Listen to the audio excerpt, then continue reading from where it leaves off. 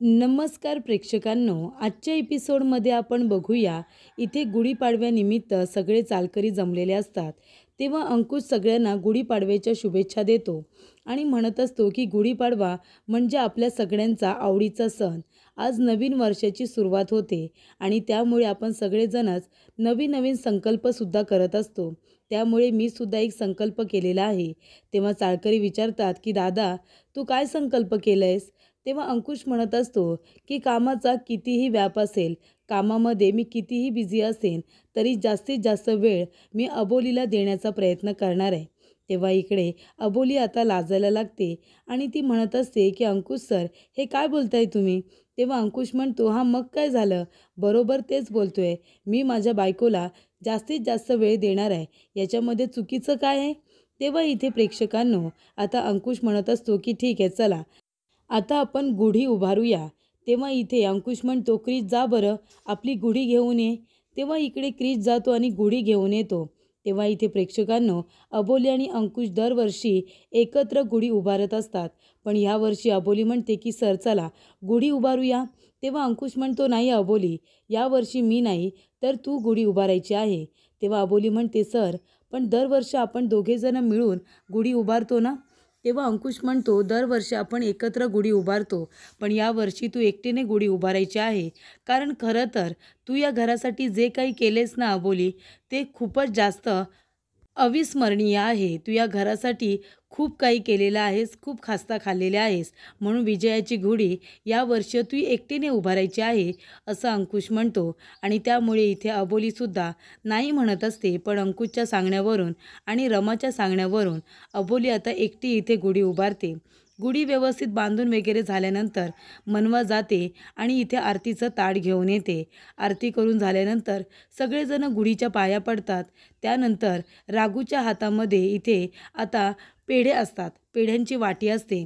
अबोली ती पेढ्यांची वाटी इकडे आता अबोलीच्या हातामध्ये देते. त्यानंतर अबोली सगळ्यांना इथे आता गुढी उभारून झाल्यानंतर प्रसाद देत असते. तेव्हा इकडे अबोली सगळ्यात आधी तर अंकुशला देते, रमाला देते, क्रिशला देते आणि चाळीतल्या सर्व बायकांनासुद्धा इथे आता ती मिठाई देत असते. सगळ्यांचं तोंड गोड करत असते. तेव्हा इकडे आता दीपशिकासुद्धा तिथे आलेली असते. तेव्हा अबोली दीपशिकाच्या हातामध्ये इकडे आता मिठाई देऊन झाल्यानंतर पुढे द्यायला जाणार. तेवढ्यातच दीपशिका म्हणते की अबोली, तुला इथे गुढीपाडव्याच्या खूप खूप शुभेच्छा. तेव्हा अबोली तिच्याकडे बघायला लागते आणि तिलासुद्धा ती म्हणते की तुलासुद्धा गुढीपाडव्याच्या खूप शुभेच्छा आणि त्याचबरोबर नवीन वर्षाच्यासुद्धा खूप खूप शुभेच्छा. तेव्हा इकडे अबोली आता दीपशिकाला मिठाई देऊन झाल्यानंतर इकडे अंकुश म्हणत असतो की अबोली चल, आता पत्रकार कधी येतील, त्यांच्या बसण्याची आपल्याला व्यवस्था करायची आहे. तेव्हा इकडे अंकुश आणि अबोलीने चाळीमध्ये पत्रकार परिषद भरवलेली असते. कारण शिवांगीची केस आता क्लोज झालेली असते. त्यामुळे इथे पत्रकारांना बोलावून केसबद्दलची माहिती त्यांना द्यायची असते. त्यामुळे इथे अंकुश आणि अबोली दोघेही जण पत्रकारांना गुढीपाडव्याच्या शुभेच्छा देतात. त्यानंतर पत्रकारसुद्धा सगळ्यांना गुढीपाडव्याच्या शुभेच्छा देतात. तेव्हा पत्रकार अबोलीला प्रश्न विचारतात की तुम्ही कशा पद्धतीने शिवांगीची केस हाताळली, नक्की काय काय घडलं, हे सगळं तुम्ही आम्हाला सविस्तरपणे सांगा. तेव्हा अबोली म्हणते की शिवांगीची आणि माझी पहिली भेट ही पोलीस स्टेशनमध्ये झाली होती. त्याच्यानंतरला शिवांगी मला म्हणाली की मला आता घरी जायचं आहे, पण मला खूप जास्त भीती वाटते कारण तिच्या चाळीतली काही मुलं तिला त्रास देतात. तेव्हा मी चाळीपर्यंत तिला सोडायला गेले होते. तेव्हा मला असं भासवण्यात आलं की खरोखर चाळीतली लोकं तिला त्रास देत आहेत. म्हणून मी तिला आमच्या चाळीमध्ये घेऊन आली. तिला राहायला घर नव्हतं कारण ते घर दीपशिका यांनी घेतलं होतं. त्याच्यामुळे तिला राहायला घर नव्हतं, म्हणून मी तिला काही दिवस आमच्या घरामध्ये राहा असं सुद्धा सांगितलं. ती आमच्या इथे राहत होती आणि ती मला असं भासवून देत होती की ती खूप इनोसंट आहे, खूपच जास्त चांगली आहे. त्यानंतर थोड्या दिवसानंतर तिच्यावरती असा आरोप झाला की ती वाघ आहे आणि ती वाघ आहे असं जेव्हा सगळेजण बोलले, तेव्हा माझा काही विश्वास बसत नव्हता. कारण मला असंच पटवून देण्यात आलं होतं की ती एक चांगली मुलगी आहे. माझा सगळ्यांवरती इथे काही विश्वास बसत नव्हता. म्हणून कोर्टामध्ये मी तिला निर्दोष सिद्ध करण्यासाठी प्रयत्न करत होते आणि शेवटीला मी तिला निर्दोष सिद्ध केलं. पण काही दिवसांनी मला कळलं की खरोखर वाघ ही शिवांगीच आहे आणि त्याच्यामुळे तिला आता निर्दोष सिद्ध केलं ही खूप मोठी माझी चूक झाली आणि मी पुन्हा तिच्या विरोधात उभी राहिले आणि ती कशी गुन्हेगार आहे हे मी पुरावे निश्चित सिद्ध केलं आणि त्याच्यामध्ये तिची बहीण दीपाली खडसे ही तिला मदत करत होती. ती मास गर्ल होती. दोघीजणी मिळून हे सगळे खून करत होते आणि त्यानंतरला मी इथे दोघींनाही शिक्षा मिळवून दिली. तर इकडे दीपाली खडसे हिने स्वतःहूनच आत्महत्या केली. तेव्हा इकडे प्रेक्षकांनो अबोलीने ज्या पद्धतीने ही केस जिंकलेली असते ती सगळं आता सविस्तरपणे सांगते आणि अबोली असं सुद्धा म्हणते की ही केस मी जिंकले पण हे श्रेय माझ्या एकटीचं नाही आहे. अंकुश सर माझे मिस्टर माझ्या पाठीशी खंबीरपणे उभे होते आणि त्याचबरोबर क्रिश आणि मनवा या दोघांनीसुद्धा मला खूपच जास्त मदत केलेली आहे. तेव्हा इकडे सगळेजण टाळ्या वाजवतात आणि त्यांचंही कौतुक करतात. त्याचबरोबर इथे आता लगेच दीपशिका म्हणत असते की हो हो मनवाने सुद्धा खूपच जास्त मदत केली आहे अबोलीला. आता मनवाचं शिक्षण पाहता आणि ती जिथून आली आहे तिथलं ते वातावरण पाहता मनवाने किती आणि कशा पद्धतीने मदत केली असेल ती अगदी आपल्याला सगळ्यांनाच माहिती आहे. तेव्हा इथे आता अबोली म्हणत असते की तिचं शिक्षण कुठेही आड आलेलं नाही आहे. दीपशिका तिला अनाडीसुद्धा म्हणते. तेव्हा अबोली म्हणते की एका शिक्षित व्यक्तीला लाजवेल अशा पद्धतीने मला मनवाने मदत केलेली आहे या केसमध्ये आणि तिची इतकी मदत झाली म्हणूनच वाघ कोण आहे. आणि दीपशिका तुला जी माहिती लवकरात लवकर मिळाली नाही ना मनवाने ती माहितीसुद्धा गोळा केलेली आहे. कळतंय का तुला? त्याच्यामुळे दीपाली खडसेची माहितीसुद्धा मनवानेच मला आणून दिली होती. हे सगळं आता इथे अबोली म्हणत असते. मनवाचं भरभरून कौतुक करत असते की मनवाचं शिक्षण कुठेही आड आलेलं नाही आहे आणि ती प्रत्येक गोष्टीमध्ये मला मदत करत असते. त्यामुळे इथे चाळकरीसुद्धा टाळ्या वाजवत असतात. तेव्हा इथे दीपशिका म्हणते की अगदी बरोबर मनवाने खरंच खूप मदत केली असेल. मनवाचं शिक्षण आड आलं नसेल. पण तुम्हाला माहिती आहे का पत्रकार परिषद इथे भरवली. मग या पत्रकारांना खरी माहिती मिळाली की नाही तुम्हाला माहिती आहे का? याआधी मनवा कुठे होते? अबोली मनवाला कुठून घेऊन आले तुम्हाला माहिती आहे? एका चिखलातून उचलून अबोली मनवाला इथे घेऊन आली. आधी या मनवाने खूप त्रास दिला होता या सगळ्यांना आणि चालकऱ्यांनासुद्धा या मनवाचा खूपच जास्त त्रास झाला होता. हो की नाही मनवा? कारण मनवा इथे यायच्या आधी नाच गाण्याचे कार्यक्रम करायची ना, लोकांच्या समोर नाचायची आणि पोटापाण्यासाठी अजून काय काय करायची ना हे तिलाच माहिती. हो की नाही मनवा? आणि मग अबोली तिला चिखलातून उचलून इथे घेऊन आली आणि मग शेवटीला काय झालं? इकडे सुद्धा मनवाचे चाहते तिला इथपर्यंत भेटायला यायचे. तेव्हा इकडे आता विनाकारण इथे दीपशिका मनवाचा अपमान करत असते. कारण मनवाचा अपमान करून इथे अबोली आणि अंकुशला तिला त्रास द्यायचा असतो. तेव्हा इकडे अबोली म्हणत असते की हो बरोबर आहे ना, दीपशिका बरोबर बोलते. मनवा आधी ज्या ठिकाणी होती ना ती परिस्थितीमुळे तिथे गेली होती. पण मनवा आता या सगळ्यातून बाहेर पडलेली आहे. ते म्हणतात ना चिखलामध्ये कमल उगवतं त्या पद्धतीने त्या चिखलामध्ये मनवासारखं कमल उमललं होतं आणि त्याची जागा तिथे नव्हती तर इथे होती आणि म्हणूनच मनवाला आम्ही इथे घेऊन आलो आणि मनवाने पुरेपूर प्रयत्न केलेले आहेत त्यातून बाहेर पडण्याचे आणि सुधारण्याचे अधिकार प्रत्येकाला असतातच. बरोबर की नाही? त्यानंतर इकडे आता पत्रकार परिषद भरवलेली असते एका वेगळ्या कारणासाठी की शिवांगीला कसं पकडलं. कारण त्याच्यामध्ये पत्रकारसुद्धा इन्वॉल्ड होते. ज्या वेळेला वाघ म्हणून शिवांगीला पकडलं होतं तेव्हा पत्रकारसुद्धा तिथे होते. पण त्यानंतरची माहिती त्यांना योग्य रीतीने काही मिळाली नव्हती. ते डिटेलिंगमध्ये सांगण्यासाठी इथे पत्रकारांना बोलावण्यात आलं होतं. पण दीपशिका मात्र त्याच्यामध्ये इथे मनवाला अपमानित करत असते. ती म्हणत असते की ही मनवा आहे ना ती नाच गाण्याच्या कार्यक्रमाबरोबर अजून बरेच धंदे करायची. तिचे चाहते इथपर्यंत तिला भेटायला यायचे. हो की नाही? त्याच्यामुळे अशा मुली आहेत ना एक तर फक्त सुधारू शकतात, बाकी त्यांचं आयुष्यात काही भलं होऊ शकत नाही. तेव्हा इकडे आता अबोली म्हणत असते की तोंड सांभाळून बोल दीपशिका, तू मनवाबद्दल बोलतेस कळलं ना? मनवा नुसती सुधारलेली नाही आहे तर तिच्यामध्ये खूप बदल झालेले आहेत.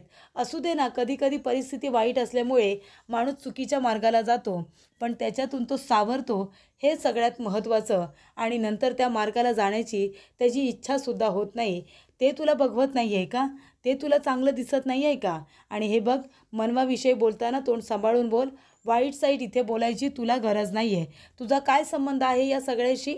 तेव्हा अबोली म्हणते की मनवा नुसती सुधारलेली नाही आहे, तर लवकरच मनवाचा इथे नवीन सुखी संसार सुरू होणार आहे, कळलं का तुला? तेव्हा इकडे दीपशिका म्हणत असते, काय सुखी संसार? कोण लग्न करणार आहे गं मनवाबरोबर? सांग ना. अशा मुली फक्त सुधारू शकतात, पण त्यांचं लग्न, त्यांचा संसार कधीही होऊ शकत नाही, कळलं का तुला? आणि कोण करेल गं अशा मुलींशी लग्न? हां, करू शकतात एकतर एखादा म्हातारा, किंवा एक असा माणूस जो खूपच जास्त गरीब आहे, किंवा एक असा माणूस ज्याचं लग्नच होत नाही आहे, तो माणूस हिच्याबरोबर लग्न करू शकतो. पण सुखी संसार मात्र तिचा कुणाबरोबरच होणार नाही आहे, कळलं का? तेव्हा इकडे अबोली म्हणत असते की तिचा सुखी संसारसुद्धा होईल आणि एक चांगला मुलगा तिच्यावरतीसुद्धा प्रेम करतो. हे माहिती नाही आहे कुणाला, पण मला माहिती आहे, आणि ते मी आता इथे मनवाचा इतका अपमान झाल्यानंतर मी गप्प बसणार नाही आहे, ते सगळ्यांना सांगणार आहे. आणि अबोली म्हणत असते की क्रिसचं मनवावरती मनापासून प्रेम आहे आणि क्रिश लवकरच मनवाबरोबर लग्न करणार आहे, हो की नाही क्रिश? तेव्हा इथे सगळेजण क्रिशकडे बघायला लागतात. तेव्हा क्रिश म्हणतो, अबोली अगं हे काय बोलतेस तू? तेव्हा अबोली म्हणते, क्रिश तुझ्या मनामध्ये जे काही आहे ना, ते आज सगळ्यांसमोर सांगून टाक. ह्याच्यापेक्षा चांगला दिवस आणि वेळ तुला आता मिळणार नाही आहे. तेव्हा तुझ्या मनात जे काही आहे ते लवकरात लवकर तू सगळ्यांसमोर आता मनवाला सांगून टाक. तेव्हा इथे क्रिश मनवालाच घाबरत असतो, कारण मनवा त्याला सारखी धमकी देत असते की तुझ्या मनात असा विचार येता कामा नये, तू राघूचा नवरा आहेस, तू पुन्हा मला असं काही बोलायचं नाही. हे ती सारखं सारखं बोलत असल्यामुळे इथे क्रिशला आता मनवाची मैत्री गमवायची नसते, आणि त्यामुळे तो तिला प्रपोज करत नसतो. पण खरं हेच आहे की इथे आता क्रिशला मनवा आवडायला लागलेली असते. मनवाचा तो चांगला स्वभाव त्याच्या मनाला भावलेला असतो. तेव्हा क्रिश जातो आणि मनवाला म्हणतो, हो मनवा, अबोली बोलते ते सगळं खरं आहे. माझं प्रेम आहे तुझ्यावरती. कधी, कसं, काय झालं मला खरंच कळलं नाही आहे, पण माझं तुझ्यावरती मनापासून प्रेम आहे. तेव्हा इकडे अंकुशला खूप मोठा धक्का बसतो, कारण अंकुशला त्याच्या एक दिवस आधी राघू म्हणालेली असते की दादा तू क्रिशला समजाव ना, उद्या गुढीपाडवा आहे, गुढीपाडव्यासारखा चांगला दिवस हा नसूच शकतो. तेव्हा तू प्लीज प्लीज त्याला समजाव आणि माझ्याबरोबर पुन्हा लग्न करायला सांग. मला मान्य आहे की माझं चुकलं, पण आता मला त्याच्याबरोबर पुन्हा एकदा सुखी संसार करायचा आहे, असं राघू म्हणालेली असते. तेव्हा अंकुश म्हणतो, ठीक आहे, मी उद्या क्रिशबरोबर बोलतो. पण इथे तर आता मनवाचंच क्रिशवरती प्रेम नसतं असं ती म्हणत असते, पण इथे क्रिशचं मात्र मनवावरती खूपच जास्त प्रेम आहे, आणि तो सगळ्यांसमोर तिला प्रपोज करतो आणि तिला लग्नासाठी मागणी घालतो. तेव्हा इकडे आता अंकुशला कळत नसतं की अबोली अशी का करते, कारण का राघूचं अजूनही क्रिशवरती प्रेम आहे आणि तिला त्याच्याबरोबर राहायचं आहे असं आता अंकुशला वाटत असतं. पण इथे तर मात्र क्रिशचं प्रेम आता मनवावरती आहे हे त्याने सगळ्यांसमोर सांगितलेलं असतं. त्यामुळे इथे मनवा आता लगेचच आतमध्ये निघून जाते. तेव्हा क्रिशसुद्धा तिच्या मागे मागे जातो आणि म्हणतो, मनवा काय झालं, तू अशी अचानक आतमध्ये का निघून आलीस? तुझं माझ्यावरती प्रेम नाही आहे का? तेव्हा मनवा म्हणते, क्रिश तू असं का केलंस, का बोललास तू असं सगळ्यांसमोर बाहेर? तेव्हा क्रिश म्हणतो, काय बोललो मी? ती म्हणते, तू आज जे काही वागलास ना ते मला नाही आवडलं. क्रिश म्हणतो, काय नाही आवडलं? मी तुझ्यावरती प्रेम करतोय ते नाही आवडलं का तुला? मला तुझ्याशी लग्न करायचं आहे हे तुला नाही आवडलं का? तेव्हा इकडे मनवा म्हणते, असं काय करतोयस तू क्रिश? अरे तू राघूचा नवरा आहेस, तुला कळत नाही आहे का? तेव्हा क्रिश म्हणतो, मी कुणाचाही नवरा नाही आहे आता. अगं आमचा डिवोर्स झाला आहे. माझं तुझ्यावरती मनापासून प्रेम आहे. मला तुझ्याबरोबर जर राहायचं आहे, माझी इच्छा आहे तुझ्याबरोबर लग्न करायची, तर तू नकार का देतेस? हे बघ, मी कधी तुझ्या प्रेमात पडलो मला अजिबात माहिती नाही आहे, पण आता मला माझं संपूर्ण आयुष्य तुझ्याबरोबर घालवायचं आहे, तर ह्याच्यामध्ये चुकीचं काय आहे? तेव्हा इकडे राघू म्हणते, तू हा विचार मनातून काढून टाक, कळलं ना तुला? आणि माझ्या मनात तुझ्याबद्दल असं काही नाही आहे. तेव्हा अबोली तिथे येते. मनवा म्हणते, वहिनी तू प्लीज ह्याच्या बाजूने आता माझ्याशी काही बोलू नकोस, मला काही ऐकायचं नाही आहे. तेव्हा अबोली म्हणते की मनवा प्लीज शांत हो. हे बघ, तू क्रिसचं एकदा म्हणणं तर ऐकून घे. क्रिसचं तुझ्यावरती मनापासून प्रेम आहे आणि त्याने सातत्याने त्याच्या वागण्यातून तुला हे दाखवून दिले.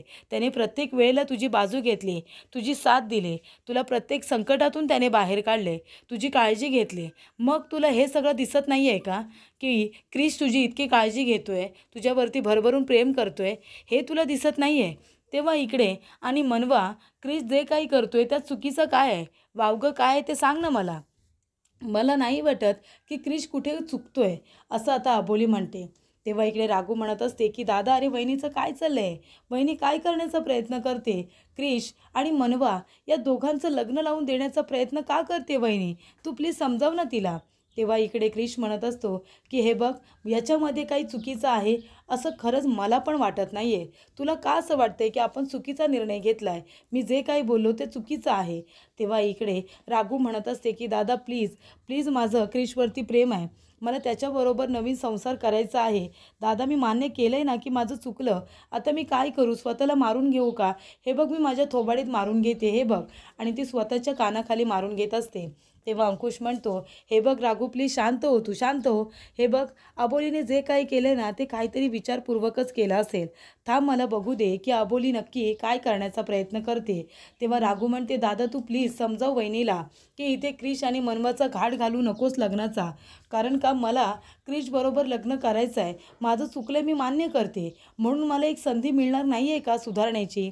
तेव्हा इकडे प्रेक्षकांनो, आता अबोली मनवाला कन्व्हिन्स करत असते, कारण अबोलीला माहिती नसतं की राघूला आता क्रिशबरोबर परत लग्न करायचं आहे, संसार करायचा आहे. तर इकडे अबोलीला असं वाटत असतं की क्रिशला आता जे हवं आहे ते त्याला मिळायला हवं, कारण राघूवरती प्रेम करून त्याला फक्त इथे त्रासच झालेला आहे.